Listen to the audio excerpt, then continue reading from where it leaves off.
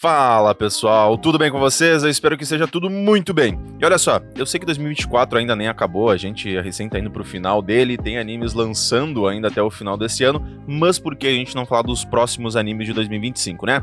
Pra primeira temporada, que vai ser de janeiro até abril. E olha, tem uma enxurrada de anime, eu fiquei meio apavorado porque tem muita coisa mesmo, só que também tem coisa muito ruim, obviamente. Mas tem nomes aí que são até bem esperados, outros nem tantos, mas que pode ser boas surpresas pra gente ficar sabendo. E no final do vídeo eu também vou colocar 3 extras de alguns animes que podem talvez ser um pouquinho interessante pra você. Sem mais delongas, bora pro vídeo.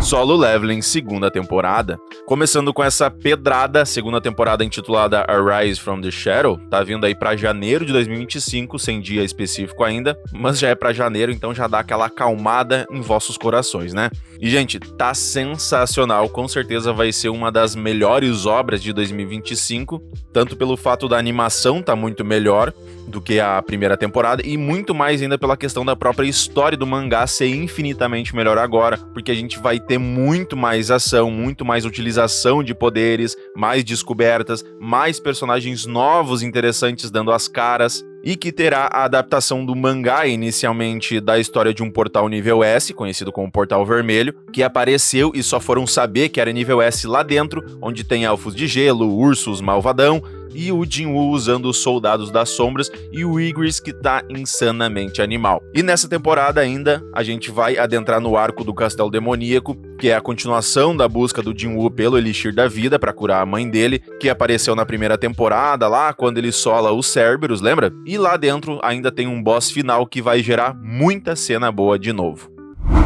Sakamoto Days. Para você que vive recluso na sua caverna aí e só sai para trabalhar, ou nem isso, Sakamoto Days é uma obra muito aguardada e tem uma história um tanto diferente do que a gente está acostumado a acompanhar e que é atualmente também um dos mangás mais populares lá no Japão. Aqui a história segue a vida de Taro Sakamoto, que era um assassino mortalmente mortífero e temido por todo mundo e era simplesmente imbatível no que ele fazia. Só que aí ele se apaixonou, largou essa vida, se casou e começou a viver uma vida pacífica como dono de uma pequena lojinha de conveniência e teve até uma filha, ficou rechonchudinho, com cara de tiozão. A questão é que as habilidades de assassinato dele, de assassino no caso, não mudaram nem um pouco. Ele continua sendo absurdamente forte e bom nisso, mesmo que com essa aparência, sendo de onde sai muita comédia. O que também acaba sendo muito bom pra ele, porque quando a paz do nosso John Wick 2.0 é perturbada, e agora ele sendo um paizão de família, mesmo com essa aparência, ele vai usando as habilidades dele que nunca enferrujaram pra proteger a família dele, o que leva muitas cenas de ação bem executadas e bem animadas. Um anime que vai trazer doses aí de ação, comédia e de coração. Ishura segunda temporada. Esse anime que eu cheguei a postar um vídeo com uma cena de luta e o pessoal foi ao delírio porque não conheciam ou não acharam muito boa a premissa quando leram, e de fato não tem uma nota tão boa assim nos sites, mas quando foram olhar, amaram. Esse anime obviamente não é para todos os gostos, porque o formato de conto da história dele é bem peculiar, pulando de um personagem para o outro sem muita explicação direta do que tá acontecendo. Mas aqui a gente vai ter a história num mundo onde o Rei Demônio foi morto por alguém e ninguém sabe quem foi, e basicamente há pessoas nesse mundo que são tão fortes que conseguiriam realizar esse feito e por isso elas são chamadas de Shuras. Assim, com a identidade daquele que matou o Rei Demônio sendo ainda um mistério, esses campeões, ou Shuras, agora basicamente travam conflitos e muitas lutas boas e pegadas entre si, tudo para determinar quem é o mais forte para conseguir alcançar esse título de verdadeiro herói. E o legal dessa história é que não tem um personagem principal, você pode escolher quais dos Shuras vai ser seu favorito. Talvez ele morra antes da metade do anime? Talvez. Mas são tantos, cada um com habilidades bem distintas e um aprofundamento em cada um deles que vai moldando a história até alguns se encontrarem e dar bons embates. Então, além da recomendação para ver a primeira temporada caso você não tenha visto, já fica a segunda em janeiro de 2025. Yubel Blatt. Seguindo essa lista que só teve anime brabo até agora, a gente tem essa incógnita de Yubel Blatt, onde na história Koinzel, conhecido por ser o portador da espada negra, vulgo nosso Protinha, foi traído pelos companheiros e deixado pra morrer. E depois disso, basicamente acaba meio que sendo ressuscitado ali pra ir atrás de vingança, nesse mundo onde tem 7 heróis, 4 guerreiros poderosos que são conhecidos como lanças traidoras e seres meio homúnculos bem esquisitos. Coinzel vai então passando por todo tipo de situação enquanto vai revelando o seu passado e buscando a vingança dele também. Essa história é bem dark, bem gore, bastante sangue e um estilo medieval gótico puxado para um Goblin Slayer, até porque tem corpos desnudos também e até cenas de Zexo. E talvez até mais pesado, tanto que nas primeiras páginas do mangá já tem um cara atravessando o braço na cabeça do outro. E o protagonista não tem uma piedade chata igual a maioria dos shonens de hoje em dia, porque quem é ruim ele literalmente esfacela valendo e ele é absurdamente forte. O problema é que esse mangá começou originalmente como um mangá seinen dark fantasy lá em 2024, mas acabou com uma história shonen comunzinha por causa dos vários cancelamentos que ele teve até 2019, e por isso teve várias trocas e mexidas ali por parte das editoras, mesmo a história inicial sendo totalmente dark, com traços mais fortes, né, uma história literalmente com um tom de vingança, só que depois de certo tempo os toques editoriais então tornaram a obra mais pobre, deixando o mundo dark mais rosinha para essa juventude chata de hoje em dia. Fire Force, terceira temporada. Para continuar com obras pesadas, a gente vai ter a terceira temporada de Fire Force, que será dividida em duas partes, a primeira já confirmada para abril de 2025 e a segunda para janeiro de 2026. O que a gente vai ter aqui de novo? Bom, se seguir o roteiro original à risca, a gente vai ter alguns personagens desenvolvendo novas habilidades para ser mostradas durante as lutas, mais descobertas sobre a combustão humana, assim como a conexão com o Adola e os Infernais. Além disso, a gente pode ter os planos do Evangelista sendo revelados, e a verdade sobre o grande cataclisma, a própria conexão do Shiran também com o Evangelista. Não dá pra saber até onde vai ir, porque como vai ser uma temporada quebrada, pode ser que tenha 12 episódios cada, pode ser que tenha mais. Mas obviamente a gente vai ter mais lutas contra Infernais, esses mais fortes que os anteriores, e também contra alguns seguidores aí fanáticos do Evangelista também. Ao no Exorcist, Yosuga Ren. Vamos ter a volta rápida de Ao no Exorcist, então, que acabou de ter uma temporada lá no início de 2024, que vai ter uma sequência direta dessa temporada de janeiro, agora em outubro, e uma outra parte em janeiro de 2025. Não faz lá muito sentido essas pausas e recomeços de nova temporada com outro nome e a história é só seguindo um fluxo normal, mas talvez seja um suspiro para a produção ou algo assim. Esse anime sofre do mal da maioria dos animes, onde sua estreia foi ovacionada e colocada em topo de lista, só que depois foi ladeira abaixo, com uma piora na animação, depois melhorou, depois veio uma história tanto faz tanto fez, mas agora deu uma melhoradinha novamente e segue a história onde as pessoas comuns têm adquirido a capacidade de perceber as criaturas invisíveis que vagam pela Terra e os exorcistas entram em um embate contra os Illuminates, que é o nome da temporada lançada lá em janeiro, que criaram um portão artificial para o inferno e ainda tem um ou alguns espiões infiltrados entre os exorcistas. Katai Naka no Osan Kensei ni Naru. Como eu disse, não tem lá muitos animes incríveis confirmados para essa primeira parte de 2025, mas tá aqui um dos menos piorzinhos no tema de ação fantasia com um harem e uma pegada mais descontraída de protinha overpower. Beryl Gardner é um espadachim overpower, mesmo que ele não reconheça a própria força, que vive em uma cidadezinha do interior e que treinou várias pessoas que depois acabaram se tornando grandes nomes e ocuparam posições bem altas no reino. Mesmo assim, ele acabou sendo só mais um instrutor dessas pessoas no passado, em um dojo dessa cidadezinha do interior, e nunca recebeu fama ou alguma glória, coisa que ele sempre quis.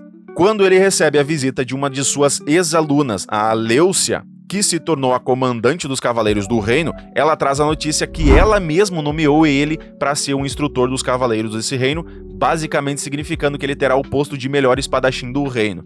E quando ele chega na capital, vê que todos obviamente desconfiam da força dele, se ele realmente é capaz de tudo aquilo, mas que depois de algumas demonstrações, como fazer um corte perfeito com uma espada cega e derrotar até o vice-capitão dos cavaleiros como se não fosse nada, ele vai recebendo cada vez mais uma horda de pessoas que vai tendo admiração por ele, assim como cada vez mais vão reaparecendo as ex-alunas dele, que sim são todas mulheres, e que na realidade, assim como a Leucia, as demais querem tirar uma casquinha do tiozão.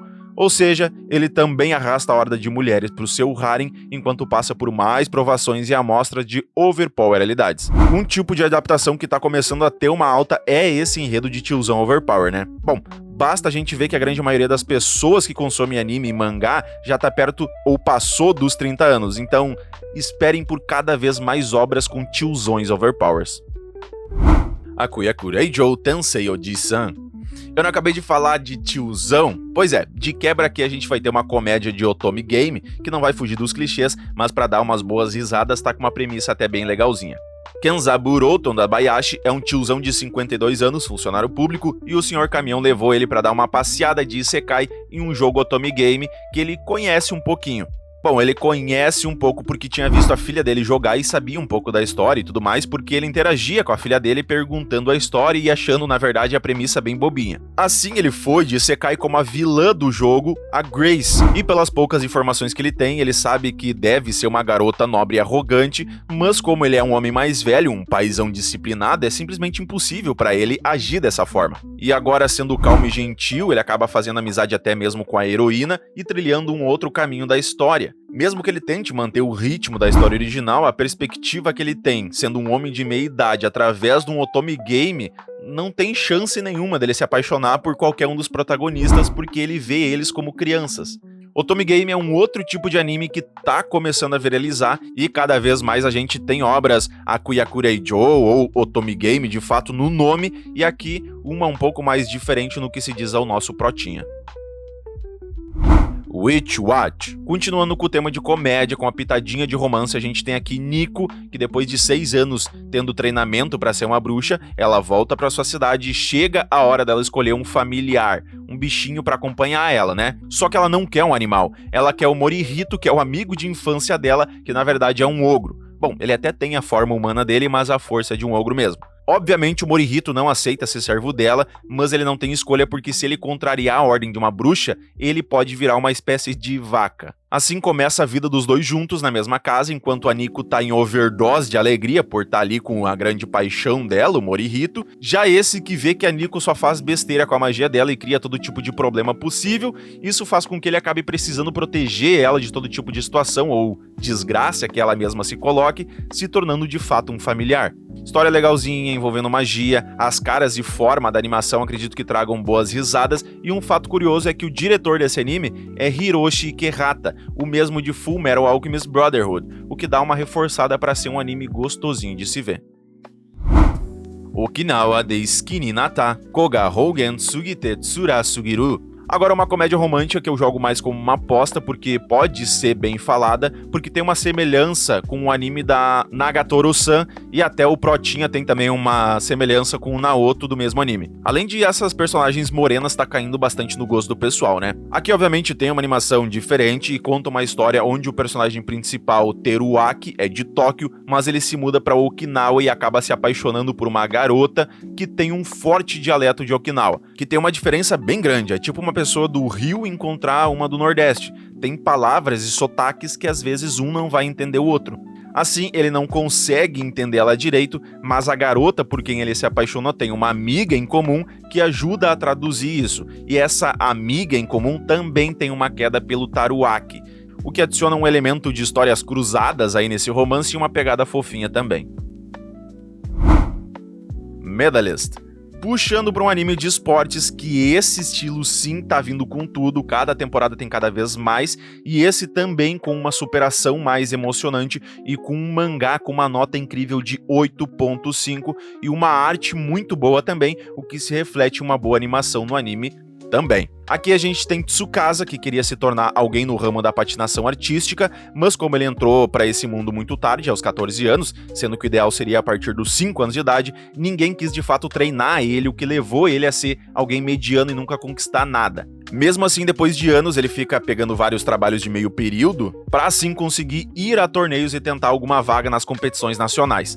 Mas como ele acaba sendo rejeitado na maioria dos trabalhos, ele fica sem saída, e é aí que ele encontra sem querer uma garotinha de cerca de 10 a 11 anos de idade que estava tentando treinar escondida sem pagar para entrar ali na pista de patinação, e ela acaba fugindo dele e tentando depois se explicar. Acaba que na realidade essa garotinha é Inori e ela é sempre ridicularizada pelos colegas de classe por ser lenta nas tarefas, avoada, fazer coisas sem muito sentido, e até a própria mãe dela faz isso com ela, dizendo que ela é meio burrinha para a idade dela. Mas quando a Inori vai com a mãe dela no clube de patinação e quem tá lá é o Tsukasa, ele acaba vendo que a Inori tem sim muito talento para isso, mesmo com essa idade, e mesmo a própria mãe dela dizendo que ela não é capaz, que ela já passou da idade, Isso porque a irmã dela, no caso a tia da Inori, já foi patinadora, mas nunca conquistou nada na vida, então pra Inori esse sonho também seria impossível. Mas aí o Tsukasa, vendo que esse foi o passado dele, ser rejeitado por todos, ele acaba pegando a tutela da Inori pra si, pra transformar ela em uma campeã rumo às Olimpíadas. E aí a gente tem todo um trabalho sendo feito, explicações de como funciona a patinação. Temos aí uma boa parcela de comédia que se encaixa incrivelmente bem na história, com um drama também e as dificuldades reais das competições desse esporte, que já foi elogiado por muitos patinadores reais mesmo. De extra, como animes interessantes, a gente tem o Project Sekai Movie, Koareta Sekai to Utaenai Miku. Olha só, a gente tem um filme da Hatsune Miku, onde lá nos primórdios, eu acho que eu tinha uns 12, 13 anos e eu curtia bastante as músicas dela. E agora teremos então um filme com uma história onde Ichika Hoshino, que faz alguns shows de rua cantando para as pessoas, acaba vendo a Hatsune Miku em uma loja de CDs, só que em uma forma de holograma saindo da tela e olhando diretamente para ela.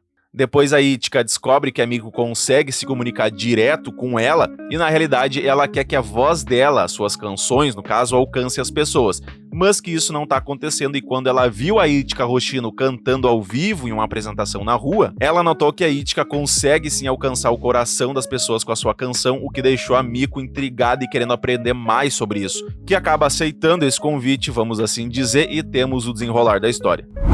Ameku Takao no Suiri Karte. A gente também tem um anime no estilo Grey's Anatomy, onde se passa em um departamento de diagnósticos geral, num hospital geral de Tenikai, e os pacientes que são considerados difíceis de tratar pelos outros médicos são mandados para esse lugar, além também de outras coisas como assassinatos e outros tipos de mistérios que são de causas desconhecidas que nem mesmo a polícia consegue lidar. Porque ali tem a médica Takao que fica revelando a verdade por trás dessas misteriosas doenças, assassinatos e outras questões. A gente também tem Shin Samurai Den Yaiba, e esse que pode vir ainda para a primeira temporada de 2025 e é baseado no mangá original de Gosho Aoyama, que é autor de Detetive Conan. Esse anime é lá de 1988 e terminou em 93. E na animação a gente vai ter o diretor de Mob Psycho e o designer de personagem do Mob Psycho também. Conta a história de um garoto chamado Yaiba que quer se tornar um grande samurai, e para isso ele acabou treinando por vários anos em uma floresta com o pai dele, e depois tudo acaba mudando quando ele vai para a cidade grande, conhece várias pessoas e até mesmo Musashi Miyamoto, e ainda tem consigo também uma espada mágica que ajuda ele a derrotar vários seres malignos e nas várias outras aventuras que ele vai tendo. Mas aí você deve estar se perguntando, nossa, mas é isso? São tão poucos que eu achei bons? Realmente não tem muitos aí merecedores de títulos de grandes obras, né? Mas isso porque tem muitos outros animes que já foram confirmados para 2025, só que não tiveram data ou estão lá para o final de 2025. Obras que sim são dignas de topo de lista, mas que estão no limbo aí referente a datas. Mas me diz aí o que você achou, muito anime bom, muitos ruins, quantos desses você vai acompanhar e se faltou algum para colocar na lista. Não se esquece também de curtir o vídeo caso tenha curtido e se inscrever caso não seja inscrito. Meu muito obrigado e valeu!